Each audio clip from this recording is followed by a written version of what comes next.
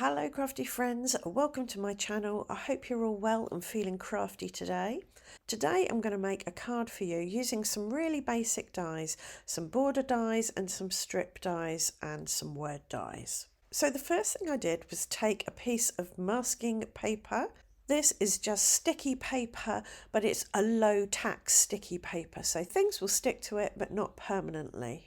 And I stuck the masking paper onto a scrap bit of card, and this just stopped it sliding round my craft mat.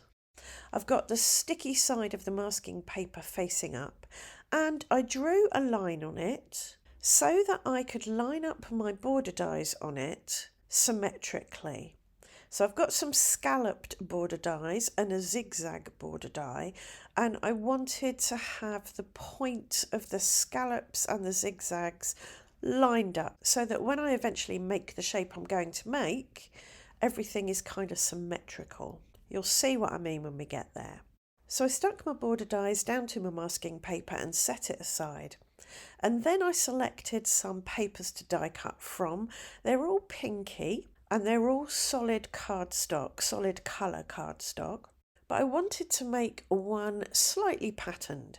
So I picked a grungy linen texture stamp and inked it up with some saltwater taffy distress oxide and then stamped the pattern all over this piece of peachy pink card. I was going for a kind of tone on tone look, which is why I chose the saltwater taffy. And then I took all three pieces of my pink cardstock and ran them one at a time through my die cutting machine with my border die construction.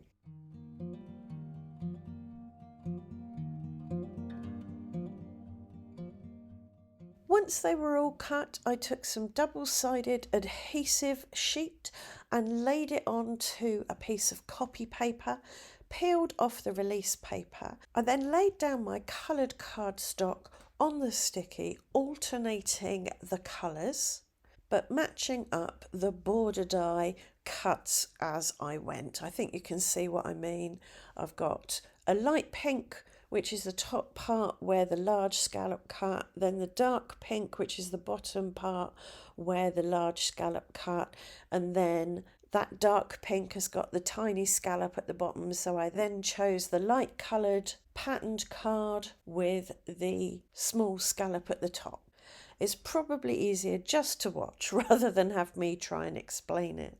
So once I'd got a full set of papers stuck down, I took a large heart die and lined it up so that it was symmetrical over the pattern.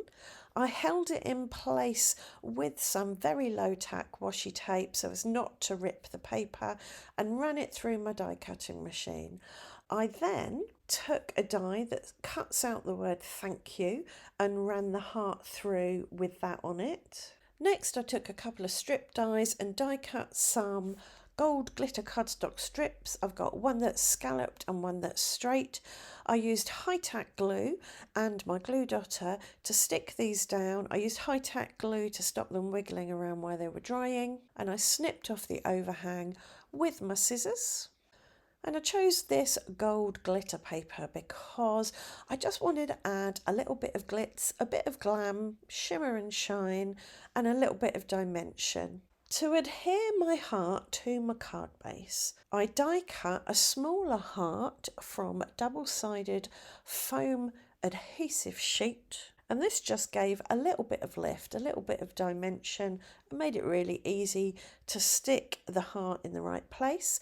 My card blank is 4 by 6 inches roughly. You could definitely do this on a larger card if you wanted a bit more white space around your heart, or whatever shape you die cut. Doesn't have to be a heart. You could do this with stars, you could do it with hexagons, rectangles, squares, whatever you fancy. Circles would look nice. My idea with sentiment was to inlay some white die cut letters. So I die cut some letters from some white cardstock using the same die, obviously, that I'd used to cut the sentiment from the heart. When I did this, I think I was a little bit heavy-handed and I kind of squished them into the holes a bit too much, so it looked a bit uneven. So to rectify that mistake, I die cut a whole nother set of white letters and just stuck them over the top, and this looked much neater and added a little bit of dimension. So really, I think if I was to do this again next time, I wouldn't die cut from the actual heart itself. I'd just die cut some letters and stick those on. And if you hang around to the end of the video, I will show you 2 other cards that I made with the remaining strips that I cut earlier and different sentiments to give you a few extra ideas. To add a little bit of extra energy and bounce to my card, and to bring some of the gold glitter further up the heart, I die cut some gold glitter circles and stuck those on in a diagonal.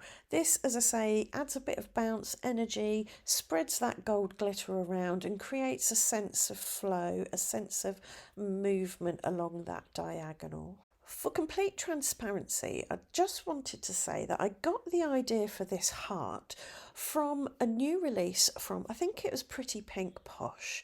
They've just released a whole die set to make a heart from different bits of paper that have been cut with different edges, like I've done here, but it's just to make one heart, and I thought it looked fab. But then I thought to myself, I wonder if I can recreate this using dies I already have, rather than buy a whole new set, because I am on a bit of a crafty spending freeze this year. And so I created this heart using my border dies that I already had, and strip dies that I already had, and sentiment dies that I already had.